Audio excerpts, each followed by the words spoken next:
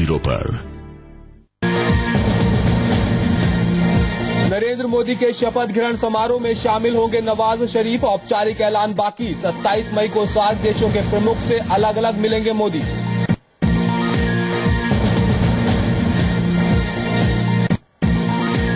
अफगानिस्तान में भारतीय दूतावास पर हमला, जवाबी कार्रवाई में 4 आतंकवादी ढेर। मोदी ने फोन कर दूतावास से ली जानकारी। मनमोहन ने भी की निंदा। हेरात हमले की पाकिस्तान ने भी की निंदा।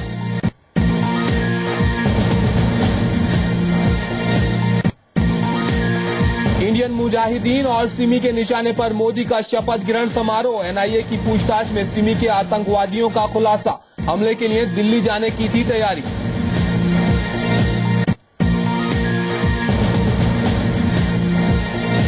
मोदी के वीवीआईपी मेहमानों में मां भी, लेकिन खराब तबीयत की वजह से आना मुश्किल। संघ प्रमुख मोहन भागवत भी नहीं होंगे शामिल। ममता भेजेंगी 2 नेता।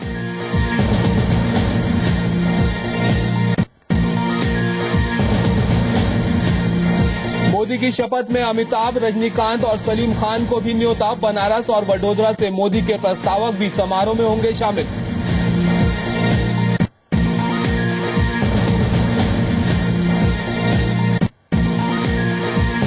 कांग्रेस की कथनी और करनी ने डुबोई लुटिया। एनसीपी का तीखा वार। प्रफुल्ल पटेल ने कहा राहुल का रोल समझ से बाहर। कांग्रेस भी थी कंफ्यूज।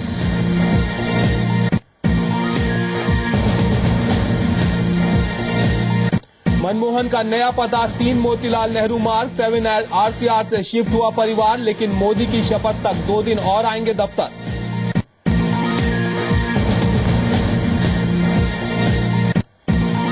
कोयला घोटाले में विजय दर्डा को सशर्त जमानत। सीबीआई स्पेशल कोर्ट ने मनोज जायसवाल को भी दी जमानत। सीबीआई ने दर्ज की 20वीं एफआईआर।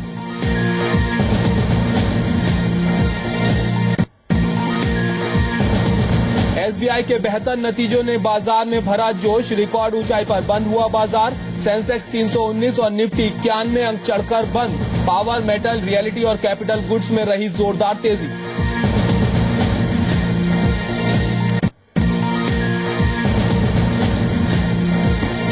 आज रिलीज के साथ ही रजनीकांत की रियलिटी और कैपिटल गुड्स में रही जोरदार तेजी।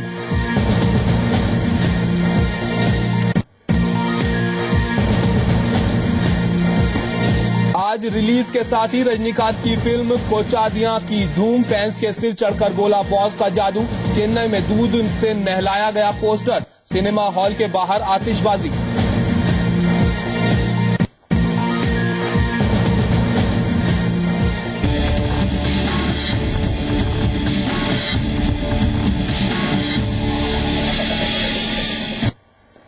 नमस्कार, आप देख रहे हैं जी बिजनेस। मैं हूं आपके साथ ताबिश हुसैन। शुरुआत इस वक्त की सबसे बड़ी खबर के साथ। पाकिस्तान के प्रधानमंत्री नवाज शरीफ नरेंद्र मोदी के शपथ ग्रहण समारोह में शिरकत करेंगे।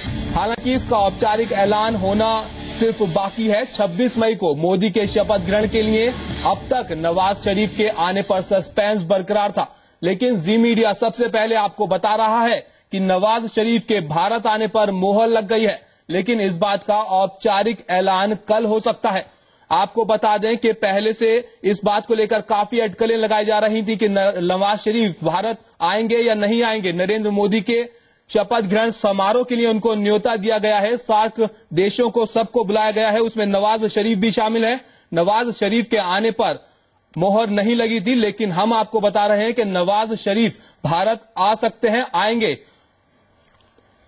26 तारीख को नरेंद्र मोदी शपथ लेंगे प्रधानमंत्री पद की।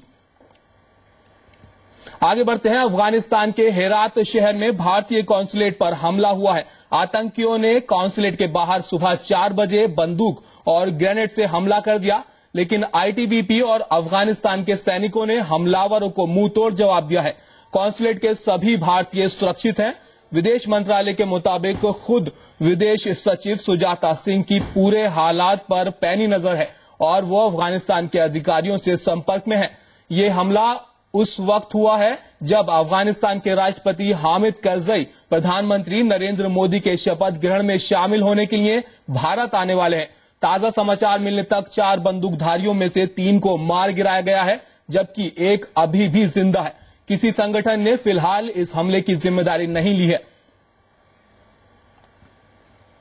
आज सुबह around 4 o'clock in the morning, 4 to 5 terrorist attack Herat Consulate General of India, और एक को मार गिराया गया as he was trying to sneak into the camp. Remaining few they actually ran away, वो भाग गए. And I am told, of course it is unconfirmed कि unconfirmed report इसे है कि इनको मार गिराया गया by Kabul forces, Kabul army, Afghan army. वहीं देश के भावी पीएम नरेंद्र मोदी भी हेरात हमले पर एक्शन में आ गए हैं। मोदी ने अफगानिस्तान में भारत के राजदूत को फोन लगाकर हालात का जायजा लिया और उनका हौसला भी बढ़ाया। मोदी ने हामिद करजई से फोन पर बात की। मोदी ने ट्वीट कर कहा कि अफगानिस्तान के हेरात में भारतीय दूतावास पर हमले की मैं निंदा करता हूं। मैं घटना पर पूरी तरह से नजर बनाए हुए हूं। मैंने भारतीय उच्चायुक्त से भी बात की है। The Prime Minister designate Shri Narendra Modi talked to our ambassador. He bolstered the morale of our mission staff there and assured them all help and support in this difficult situation.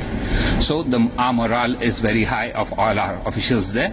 Our Consul General is in regular touch with the Ministry of External Affairs, and every effort is being made to ensure that all things are under control. I'm also glad to tell you that all Indian personnel remain safe. वहीं पाकिस्तान ने अफगानिस्तान के हेरात में भारतीय दूतावास पर हमले की निंदा की है। पाकिस्तान के विदेश कार्यालय के प्रवक्ता ने बयान जारी कर कहा कि पाकिस्तान आज हेरात में भारतीय दूतावास पर हुए हमले की निंदा करता है और सभी प्रकार के आतंकवाद और उसकी अभिव्यक्तियों की बार बार आलोचना करता है। किसी भी कारण से राजनयिक मिशनों और पर हमले को सही नहीं ठहराया जा सकता। ये राहत की बात है कि दूतावास कर्मचारियों को कोई नुकसान नहीं हुआ।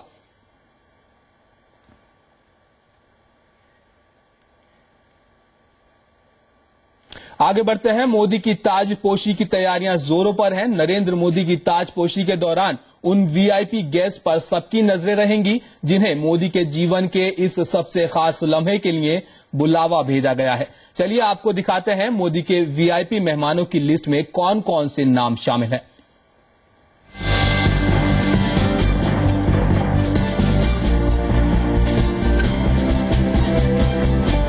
नरेंद्र मोदी की ताजपोशी पर दुनिया भर की नजरें टिकी होंगी। 3000 लोग भारतीय लोकतंत्र के इस बेहद खास लम्हे का गवाह बनेंगे। अब सवाल उठता है कि आखिर इनमें से वो कौन कौन से चेहरे होंगे जिनकी मौजूदगी मोदी के शपथ ग्रहण में चार चांद लगाएगी। जी हां, हम बात कर रहे हैं नरेंद्र मोदी की गेस्ट लिस्ट की। शुरुआत करते हैं भारत के पड़ोसी देशों से।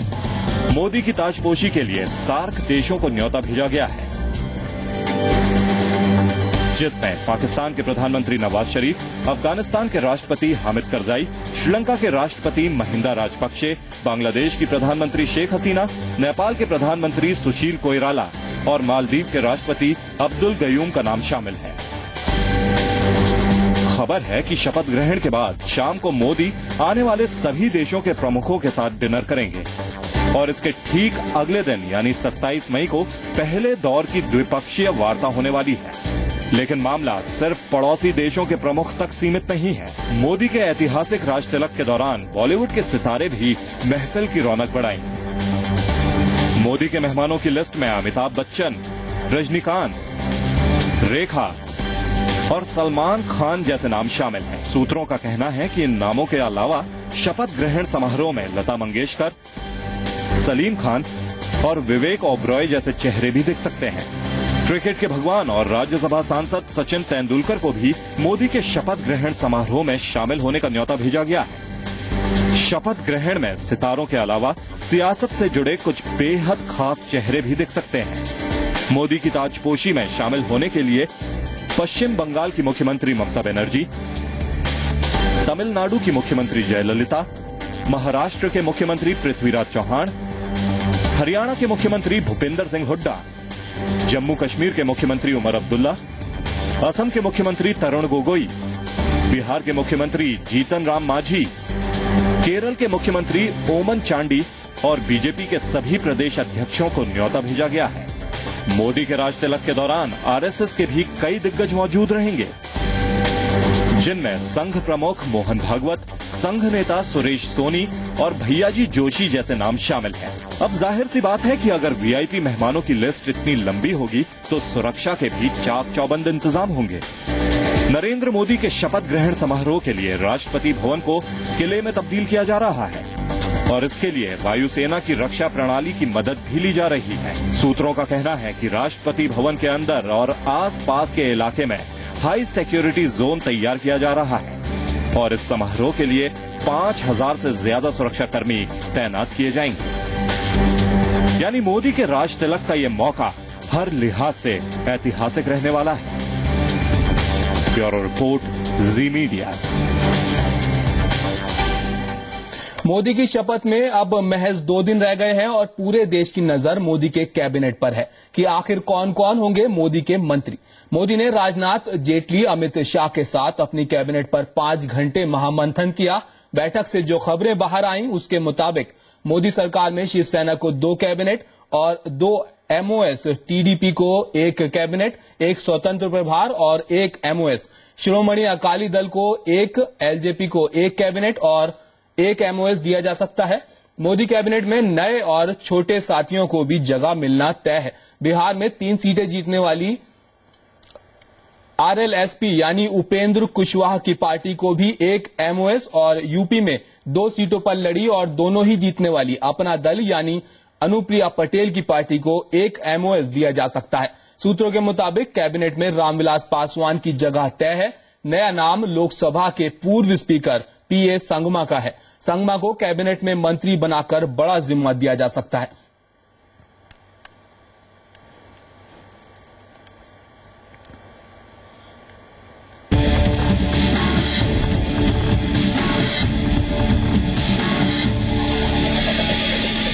और अब एक बड़ी खबर आपको बता दें, इस वक्त की एक बड़ी खबर आ रही है मोदी से जुड़ी और खबरें आगे दिखाएंगे, लेकिन इस वक्त आम आदमी पार्टी से जुड़ी खबर है कि शाजिया इल्मी केजरीवाल की आम आदमी पार्टी से इस्तीफा दे सकती हैं। कल शाजिया इल्मी प्रेस कॉन्फ्रेंस करके इसका ऐलान कर सकती हैं। शाजिया की केजरीवाल से मनमुटाव की खबरें पहले भी आई थी। लोकसभा टिकट को लेकर भी उनकी केजरीवाल से ठन गई थी। इसके बाद उन्हें गाजियाबाद से चुनाव में लड़ाया गया था, जहां पूर्व आर्मी चीफ और बीजेपी कैंडिडेट वीके सिंह से वो बुरी तरह हारी थी।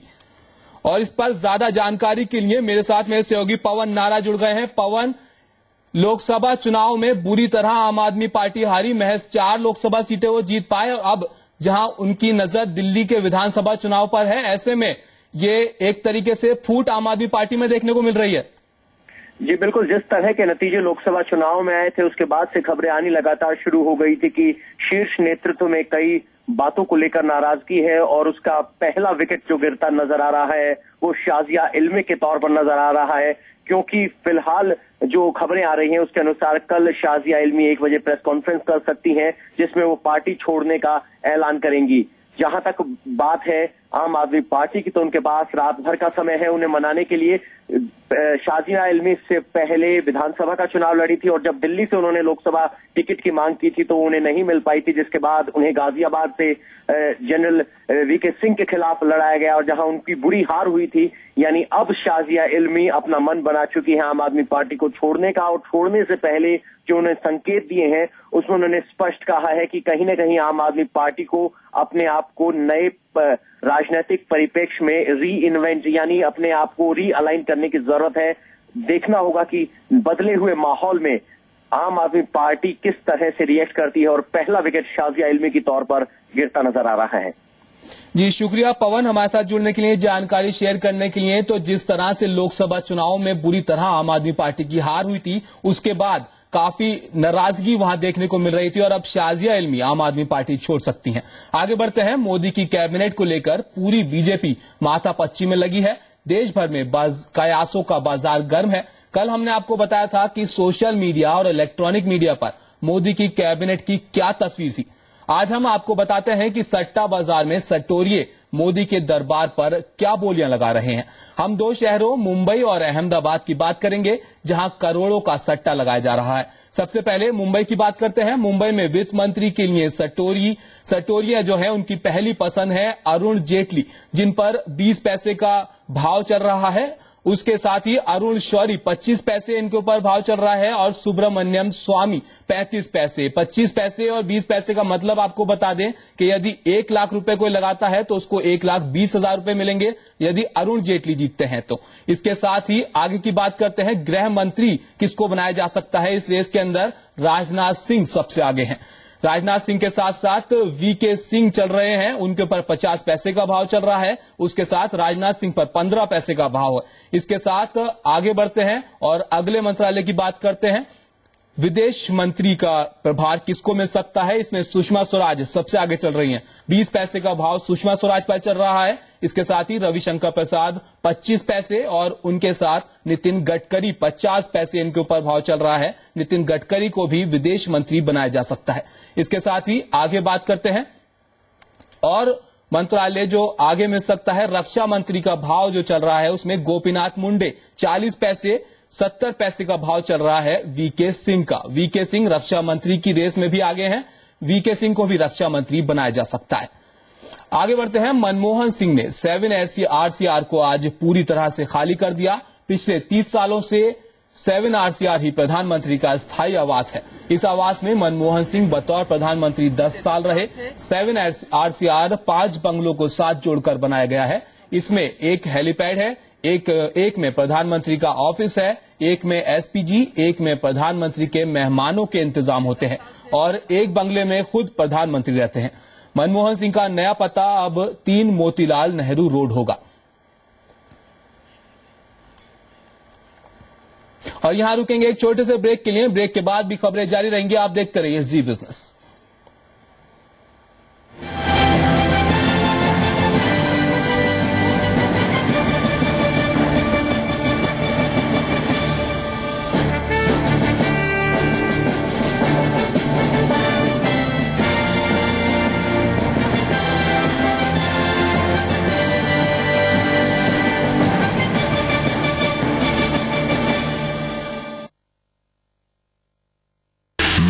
एक दौड़ हूं। 5000 साल से मैंने हर बदलाव देखा है। भीष्म की प्रतिज्ञा, राम का वनवास देखा है। आजादी की गाथा, हमीद और आजाद देखा है। गंगा का उद्भव, हिमालय का उत्थान देखा है। पावर पॉलिटिक्स का दम, बदलता निजाम देखा है। मैंने पीढ़ी दर पीढ़ी जमा होता हिंदुस्तान देखा है।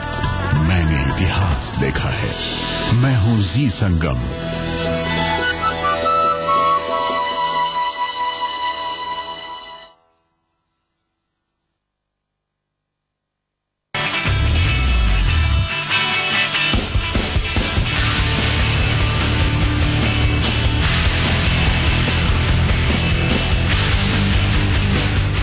Why engineering is because we need innovations. Why engineering? Say, why not engineering?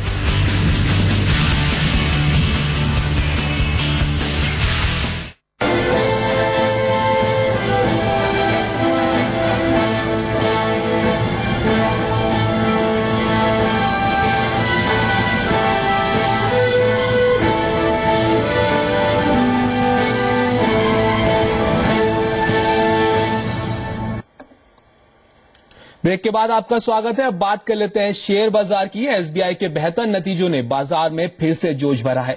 आज बाजार ऐतिहासिक ऊंचाई पर बंद हुए। सेंसेक्स 319 अंक और निफ्टी 91 अंक चढ़कर बंद हुए। एसबीआई के अच्छे नतीजों की वजह से बैंक निफ्टी अब तक के सबसे ऊपरी स्तर पर बंद हुआ। मिड कैप और स्मॉल कैप शेयर 1 से 1.5% चढ़े। वहीं पावर, रियलिटी, मेटल शेयर्स 2.25% तक चढ़े। एफएमसीजी और हेल्थ केयर शेयरों में हल्की बढ़त रही तो कंज्यूमर ड्यूरेबल शेयर में 0.7% की गिरावट रही। स्टेट बैंक ऑफ इंडिया के तिमाही नतीजे उम्मीद से बेहतर रहे। मार्च तिमाही में बैंक का मुनाफा करीब 8% घटकर 3040 करोड़ रुपए रह गया। हालांकि इस दौरान बैंक की ब्याज ब्याज से कमाई यानी NII 16% बढ़कर 12,902 करोड़ रुपए हो गई।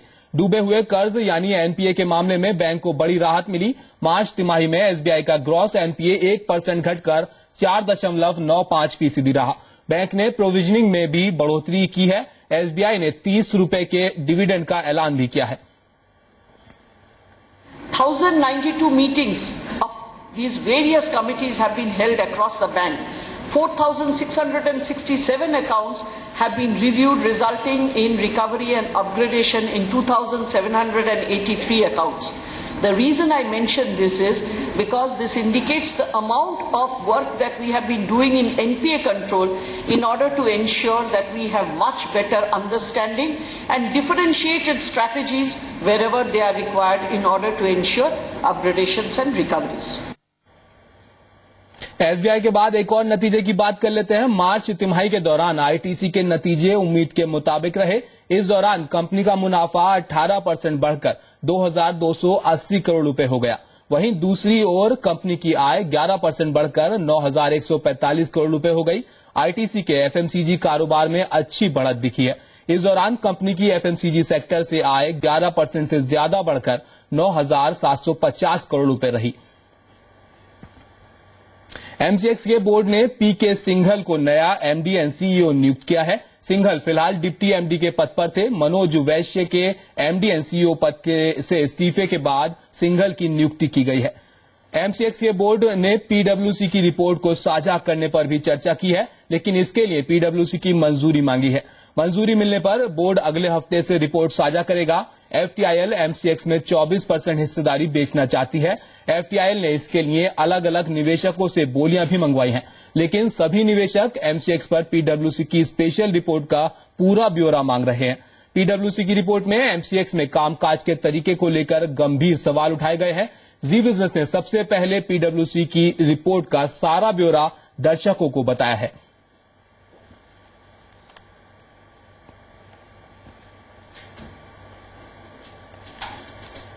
वहीं NSCL घोटाले के बाद commodity regulator FMC commodity exchange के लिए कॉर्पोरेट गवर्नेंस के नियम कड़े करेगा। जी मीडिया को मिली एक्सक्लूसिव जानकारी के मुताबिक 2 हफ्ते में नए नियम जारी हो जाएंगे। नए नियम बनाते समय बदले हुए कंपनी कानून के प्रावधानों को भी शामिल किया जाएगा।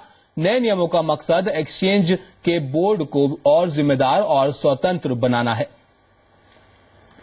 NSCL घोटाले के बाद कमोडिटी एक्सचेंजेस के कॉर्पोरेट गवर्नेंस को लेकर रेगुलेटर FMC पर भी सवाल खड़े हुए हैं। इसी से सबक लेते हुए FMC अब कमोडिटी एक्सचेंजेस के कॉर्पोरेट गवर्नेंस को और चुस्त दुरुस्त करने जा रहा है।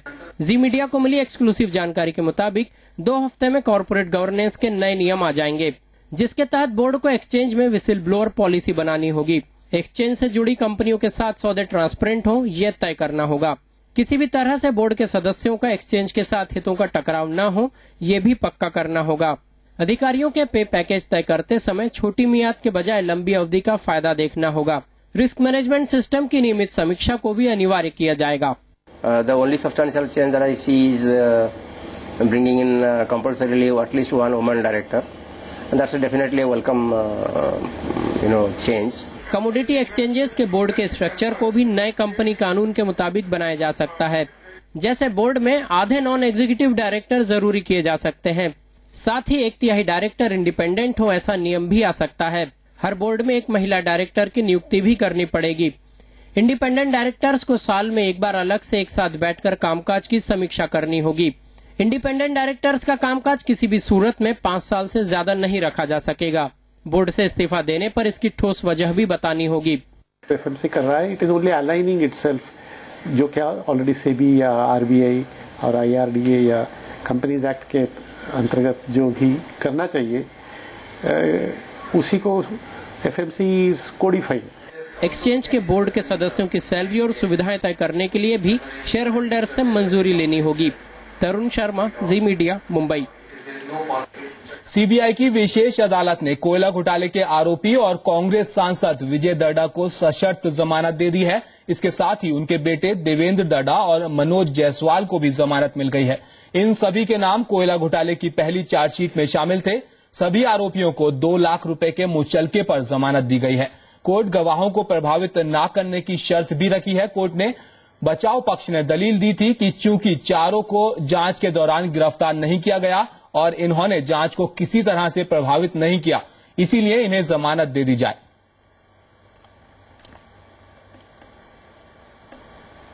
वाणिज्य मंत्रालय ने सोलर सेल्स पर एंटी डंपिंग ड्यूटी लगाने की सिफारिश की है। एंटी डंपिंग ड्यूटी लगाने की सिफारिश director general of anti duty ने की है। डीजी ने सोलर सेल्स के इंपोर्ट पर 0.11 से लेकर $0.81 प्रति वॉट की ड्यूटी लगाने की मांग की है। अगर सरकार ये सिफारिश मानती है तो घरेलू सोलर उद्योग को राहत मिलेगी। एंटी डंपिंग ड्यूटी पर अंतिम फैसला वित्त मंत्रालय को करना है। लैंको और मोजर बियर जैसी कंपनियां ड्यूटी लगाने की मांग करती हैं। इन कंपनियों का कहना है कि देश में बनने वाले 70% पैनल का उपयोग नहीं हो पा रहा है। कोचादियां सिनेमा घरों में तहलका मचाने के लिए आ चुकी है। 125 करोड़ बजट की कोचादियां देश की पहली photo realistic 3D animated film है। फिल्म में आपको फेवरेट स्टार्स आपको अलग ही अंदाज में दिखेंगे, फिर चाहे वो रजनीकांत हो, दीपिका पादुकोण हो या फिर जैकी श्रॉफ। और क्या खास है इस फिल्म में, ये देखिए इस रिपोर्ट में। दक्षिण के महानायक रजनीकांत की फिल्म कोचादाइयां आज रिलीज हो गई है। काफी वक्त से रजनीकांत के फैंस इस फिल्म का बेसब्री से इंतजार कर रहे थे। फिल्म की रिलीज डेट बदलने से भी लोगों में काफी उत्सुकता थी। चेन्नई के एक मल्टीप्लेक्स ने तो आज सभी 16 स्क्रीन पर फिल्म के 100 शो दिखाने का प्लान बनाया है। ये मल्टीप्लेक्स रजनीकांत के एंथिरन के भी एक ही दिन में 90 शो दिखा चुका है। रजनीकांत की बेटी सौंदर्या आर अश्विन द्वारा निर्देशित कोचादाइयां भारत की पहली photo realistic 3D animated film है। ये राज्य में 477 स्क्रीनों पर रिलीज होनी है। फिल्म में दीपिका पादुकोण, जैकी श्रॉफ, आर शरद कुमार, आदि पिनिशेट्टी, नासिर और शोभना भी हैं। ये 10 देशों में करीब 6000 स्क्रीन पर दिखाई जाएंगी। वहीं फिल्म के रिलीज से पहले रजनीकांत के फैंस ने फिल्म के रिलीज का जमकर जश्न मनाया। रजनीकांत फैन एसोसिएशन ने शुक्रवार सुबह 3 बजे से ही जश्न शुरू कर दिया था। चेन्नई में कोचादाइयां का पहला शो सुबह 4 बजे दिखाया गया। और इसी के साथ फिलहाल इस बुलेटिन में इतना ही। आप देखते रहिए जी बिजनेस, आपका फायदा। नमस्कार।